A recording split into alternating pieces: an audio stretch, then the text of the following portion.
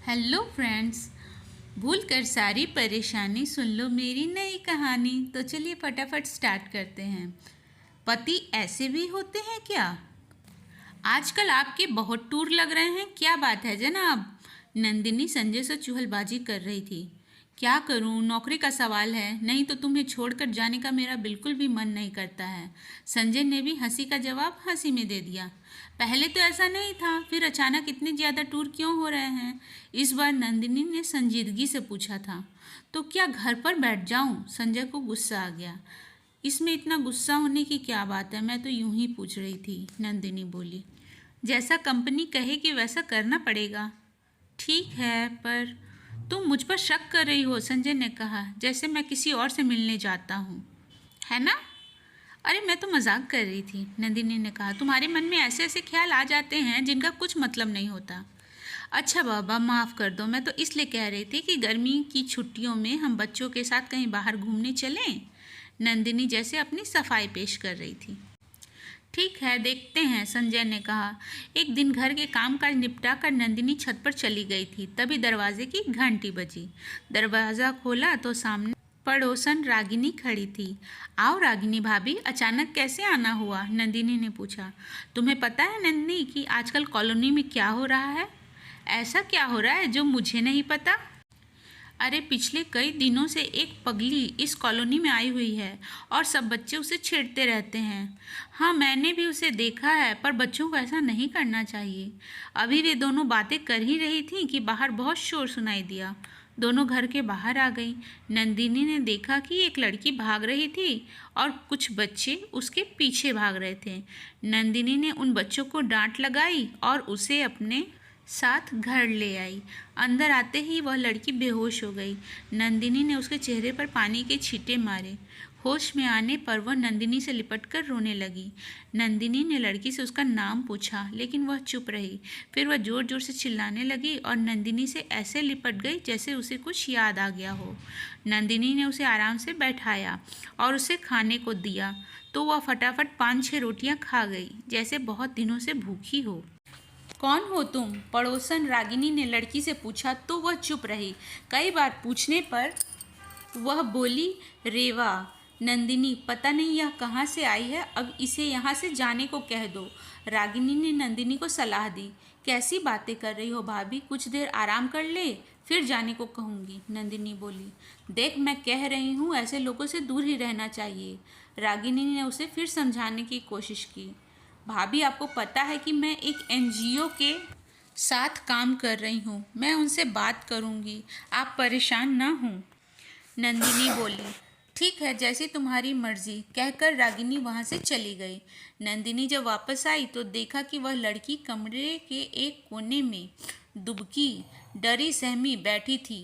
नंदिनी ने उसे आवाज़ लगाई, रेवा। वह कुछ नहीं बोली, बल्कि और सिमट कर बैठ गई। नंदिनी उसके पास गई और पूछा, रेवा नाम है ना तुम्हारा? उस लड़की ने धीरे से अपना सिर हाँ में हिला दिया। नंदिनी ने उसे कहा, देखो डरो नहीं, बताओ तुम कहाँ से आई हो, हम तुम्हें तुम्हारे घर पहुँचा देंगे। वह लड़की इतना ही बोली, मेरा कोई घर नहीं है बीबी जी। नंदिनी को हैरानी हुई कि यह तो कहीं से पागल नहीं लग रही है। अचानक उस लड़की ने नंदिनी के पैर पकड़ लिए। नंदिनी को उसका बदन गर्म लगा, ऐसा लगता था जैसे उसे बुखार हो। अच्छा ठीक है, आज की रात तुम यहीं रह जाओ, कल मैं तुम्हें अपनी संस्था में ले जाऊंगी। बीबी जी, आप मुझे अपने पास रख लो, मैं घर का सारा काम करूंगी, कहकर वह फिर से रोने लगी। अच्छा, आज तो तुम यहीं रहो, फिर कल देखेंगे, नंदिनी बोली। संजय रात को काफ़ी देर से आया था, सो उसे उस लड़की के बारे में कुछ पता नहीं था। अगली सुबह नंदिनी ने संजय को उस लड़की के बारे में बताया। संजय ने साफ शब्दों में कह दिया, नंदिनी, इस लड़की को अभी घर से निकालो, पता नहीं कौन है। ठीक है संजय, मैं इसे अपने साथ संस्था ले जाती हूँ। मैं रात को घर आऊँ तो मुझे कोई बखेड़ा नहीं चाहिए, कहकर संजय चला गया। नंदिनी नीचे आई तो देखा कि उस लड़की को तेज बुखार था। रात को संजय ने नंदिनी से पूछा, क्या वह लड़की चली गई? नंदिनी ने कहा, नहीं। क्यों? संजय बोला। संजय, उसे बहुत तेज़ बुखार है और ऐसी हालत में वह लड़की कहाँ जाएगी? अगर वह मर गई तो? मुझको नहीं पता, कहते हुए संजय नीचे चला गया। वहाँ वह लड़की बेहोश पड़ी थी। पता नहीं क्यों संजय उसे देखकर हैरानी में पड़ गया। नंदिनी, शायद तुम ठीक कह रही हो। अगर यह यहाँ से गई और मर गई तो क्या होगा? फिर क्या करें? ऐसा करते हैं, जब तक यह ठीक नहीं हो जाती इसे अपने पास ही रख लेते हैं। ठीक है। आजकल करते करते कई दिन हो गए, पर रेवा वहाँ से न जा सकी। वैसे नंदिनी अब तक सिर्फ इतना ही जान पाई थी कि वह एक पहाड़ी लड़की थी और किसी बाबूजी से मिलने आई थी। तुम्हें यहाँ कौन छोड़ गया है? नंदिनी ने पूछा। मेरे गांव के कई लोग यहाँ पर फेरी लगाने आते हैं, उन्हीं लोगों के साथ मैं भी आ गई। देखो, अगर तुम हमें अपने गांव का नाम पता बता दोगी तो तुम्हें वहां पहुंचा देंगे, नंदिनी ने कहा। मैं पहली बार अपने गांव से बाहर निकली हूं और मुझे तो यह भी नहीं पता कि मेरे गांव का क्या नाम है। पता नहीं वह सच बोल रही थी या झूठ, पर नंदिनी को उसकी बातों पर कभी भरोसा हो जाता तो कभी नहीं। अभी रेवा को आए कुछ समय ही बीता था कि नंदिनी को पता चला कि वह माँ बनने वाली है। नंदिनी हैरानी में पड़ गई कि अब वह क्या करे। उसने रेवा से पूछा, यह सब क्या है? कौन है इस बच्चे का पिता? लेकिन रेवा का एक ही जवाब होता, बीबी जी, मुझे नहीं पता। शायद पागलपन के दौरे में किसी ने मेरा फ़ायदा उठा लिया होगा। तो याद करने की कोशिश तो कर, शायद याद आ जाए। नहीं बीबी जी, क्योंकि जब मुझे दौरा पड़ता है तो उस वक्त की सारी बातें मैं भूल जाती हूँ। नंदिनी को कुछ भी समझ नहीं आ रहा था कि वह क्या करे। उसने संजय से बात की। यह सब सुनकर वह भड़क उठा। मैंने तो पहले ही कहा था, इस झंझट में मत फंसो, अब भुगतो। तो क्या उसे घर से निकाल दूँ? अब क्या घर से निकालोगी? रहने दो अब। नंदिनी ने अपने पड़ोसियों से बात की। सबने यही राय दी कि उसे फौरन घर से निकाल देना चाहिए। पर नंदिनी रेवा को वहाँ से जाने के बारे में एक बार भी नहीं कह पाई। रेवा के माँ बनने का समय भी आ गया। नंदिनी अब तक एक बड़ी बहन की तरह रेवा की देखभाल कर रही थी। रेवा को एक बहुत ही प्यारा बेटा हुआ। उस बच्चे को देखकर नंदिनी को अपने बच्चों के बचपन याद आ गए। ठीक होने के बाद रेवा ने फिर से घर का काम करना शुरू कर दिया था। सब कुछ ठीक चल रहा था कि अचानक एक दिन सुबह नंदिनी ने देखा रसोई बिखरी पड़ी है। इसका मतलब अभी तक रेवा नहीं आई थी। कुछ देर उसका इंतज़ार करने के बाद नंदिनी उसके कमरे में आई तो देखा कि रेवा कमरे में नहीं थी और उसका बच्चा पलंग पर सो रहा था। नंदिनी ने बच्चे को गोद में उठा लिया। बच्चे के पास एक चिट्ठी रखी थी। नंदिनी ने उसे पढ़ना शुरू किया। दीदी, मैं पागल नहीं हूँ, लेकिन मुझे पागल बनना पड़ा, क्योंकि अगर मैं ऐसा नहीं करती तो आप मुझे अपने घर में नहीं रखती। मैं बहुत गरीब घर से हूँ। कुछ समय पहले संजय साहब मेरे गांव आए थे।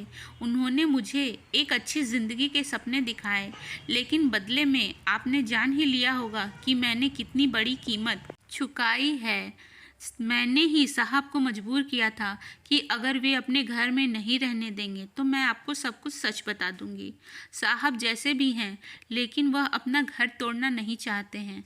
अगर मैं चाहती तो आपके घर में रह सकती थी, लेकिन मैं जानती हूँ कि सच को ज़्यादा दिनों तक नहीं छिपाया जा सकता। दीदी, आप इतनी अच्छी हैं कि कभी कभी तो मुझे लगता था कि मैं आपके साथ बेईमानी कर रही हूँ, लेकिन इस बच्चे की वजह से चुप हो जाती थी। दीदी, अब यह आपका बच्चा है, आप जैसे चाहें इसकी परवरिश कर सकती हैं। मैंने साहब को माफ़ कर दिया है, आप भी उनको माफ़ कर दो। नंदिनी चिट्ठी पढ़कर मानो आसमान से नीचे गिर पड़ी। इतना बड़ा धोखा, इतना बड़ा गुनाह, उसकी आंखों के सामने सब कुछ होता रहा और उसे पता भी नहीं चला। उसने कभी भी संजय और रेवा को एक साथ नहीं देखा था और न कभी दोनों को बातें करते सुना था। तो फिर दोनों कब? नंदिनी को लगा कि कमरे की दीवारें चीख चीख कर कह रही हैं, नंदिनी, पगली वह नहीं, तू थी जो अपने पति और एक अनजान लड़की पर भरोसा कर बैठी। पगली, पगली, पगली। तो फ्रेंड्स, इसी के साथ हमारी ये स्टोरी यहीं ख़त्म होती है। वीडियो अच्छी लगी हो तो लाइक करें, चैनल को सब्सक्राइब करें। मिलती हूँ नेक्स्ट वीडियो में, तब तक के लिए बाय।